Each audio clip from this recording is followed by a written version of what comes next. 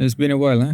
There's a new initiative by the Malaysian government to introduce AI to its citizens. At the end of it, you will get 2 badges, like a pad in back to display it on your LinkedIn. I finished everything in an hour and the rest of the module in about another half an hour. So basically what you have to do is just complete 7 out of 13 modules they prepared. And it's not like school tests. It's just you can finish it in 10 minutes. If you get something wrong, you can just redo and then you can complete it. There's no penalty for doing anything crazy. So there are 2 sections, and the first section is about, they call it AI aware. So it is to increase awareness of what AI is and isn't, and what it does and what it doesn't do. And the second section is AI appreciate. So it tells us how to appreciate the technology and how it manifests itself into the real world. So yeah, it explains how it operates and also examples of real world use cases. It also covers AI ethics that I will touch on a little bit later, and also 3 main subcomponents of the module itself, AI domains. The first one is statistical data, natural language processing, NLP, and computer vision, CV. So basically that's what they want you to see. They want us to see. But the main point of this video is to show you the unseen part, the one that they want you to think, not to see. So let's start with the first one. So after we've gone through a few videos and other exercises that are quite fun, actually, for me at least, we will come across this question: will AI take away your jobs? And the answer that they want you to think is no. And what is the solution that they give? Just get good. This topic itself is debatable, but it seems that they really, really want you to think that no matter what advancements that AI will have in the future, it will not affect our lives like that. It will not be detrimental. It will not be negative to our livelihood, lives. They want you to think that. It is quite obvious if we are used to reading between the lines. And as we know, that this thing is in collaboration with Intel, so there's that. And any big companies that are big on technology will always be on the side of technological advancement. But it's okay, we'll move on to the next one and then we'll draw our own conclusion. Next is the misconceptions of AI. AI is smarter than humans. This is also debatable. Some AI are really smarter than humans. I mean, have you seen some humans? Just take myself as example. Am I smarter than AIs when it comes to drawing art? Maybe you can say that it is plagiarizing, stuff like that. But am I smarter than AI when it comes to compiling data and analyzing data in like 2 seconds? Of course not. AI leaving people jobless. So back to the earlier example that will not take jobs. So let's touch on this a little bit. And let's use the example of art. As we know that there are certain kinds of genre of art. One of them is anime. Anime style drawing is, if we see it from outside, they're all kind of the same. They're similar. Anime eyes, they have anime body proportion and stuff like that, like hair. There are not too many ways to differ, even though the designs are different. But the overall basic general principle is the same. So when you say that it will not leave people jobless, like at all, this is a misconception. It is not true.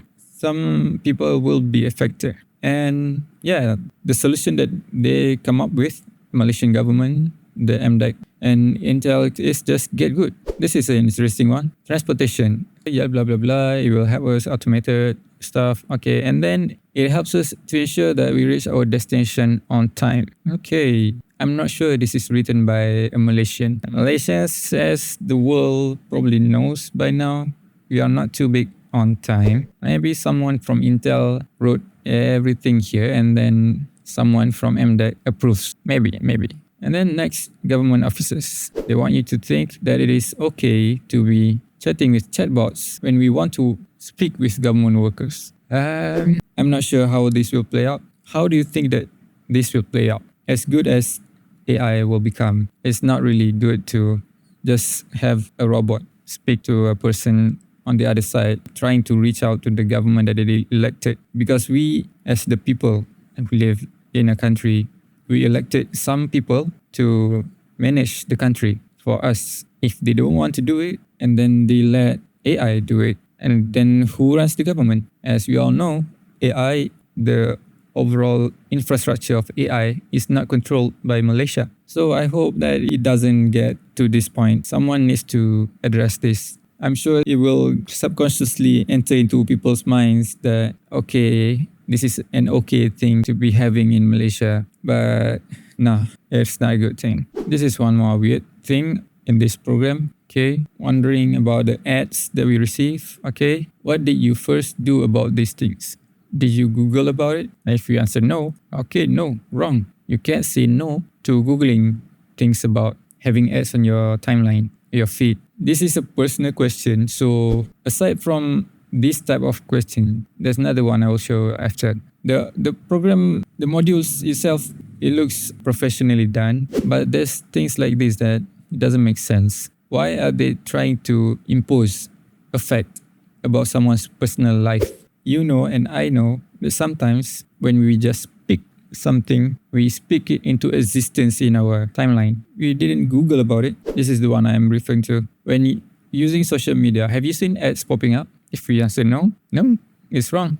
You can never say no. What if this person haven't really encountered any ads? Maybe they're using ad blockers. Maybe they're blind. Anyways, after we went through a few probably self-promotion of AI programs and an image about TikTok filters or IG filter, after the self-promotion, they gave us a few real examples of AI programs. This one in particular, I find it quite worrying. It lets you upload your image and then you can merge it with another image, a style basically. So be careful not to upload your own face or your family's faces on these websites if you don't know how it will be used for sure. Even if we trust our government, this AI website, it doesn't have our government's domain. So don't simply trust it.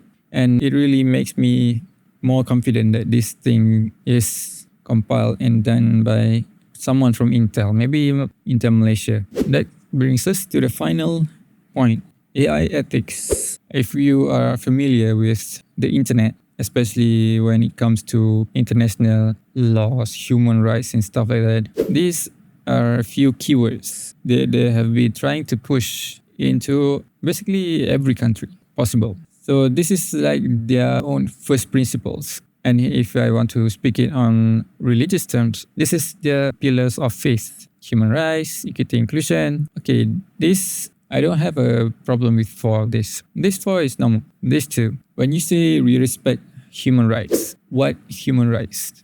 Who gave us human rights? Who determines what is our right and what isn't? Do you strictly follow human rights? When a country attacks another country, then these world leaders helps the attacker demolishes this country. And sometimes the world leaders itself, they attack countries. What human rights are we talking about? This rule, it is only to make it easier for them to control us. Controlling us even from another part of the world, even through our government, even though our policies don't match, they keep trying to inject every bit of their own ethics that they consider superior onto our governments.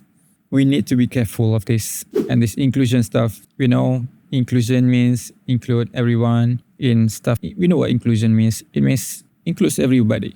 Okay? And if we stretch it out, we need to include a male athlete into the female sports. That's inclusion. This is not yet in Malaysia, but in some other parts of the world, it has been happening and people have been protesting against it. The keyword has always remained the same, inclusion. They remain vague and they don't really have objective morality surrounding these keywords, this nice sounding keyword, but they want us to accept it. Okay, back to the topic of AI. Of course, these are really good. These are really good framework to work with, but do we really need it? Let's say Malaysia is a majority Muslim country. As long as someone follows Islamic law, everything here is already covered. It's already covered. Which one is not covered? Human rights. Of course, human rights are covered. We believe human rights are given to us objectively by God. God exists. God sent messengers to convey what our responsibilities are and also our rights. Equity inclusion. Although our bar is not the same as the liberals, but we do have equity inclusion. Even Malaysia, at one point, it prospers and it includes everyone in this big archipelago. Security and reliability. Yes, we want security, we want reliability, privacy, basically everything. Everything is covered. Then there's another link at the end of this program that leads to Intel's learning website. So we can tell that this is mainly from Intel, but MDEC just adopts it. This is what I see. My advice to government workers who work with big companies from countries like the US, you need to be more careful accepting any ideas. Even though you work with technology, MDEC, you need to be mindful of these subtle brainwashing programs that they are trying to feed us. This is accessible to everyone, even the blind. So think critically, and that's basically the end of this video. Inshallah, more will come. And if you want to have AI prompts in your arsenal, I have made a few and more will be coming. Check out the link and I'll see you next time.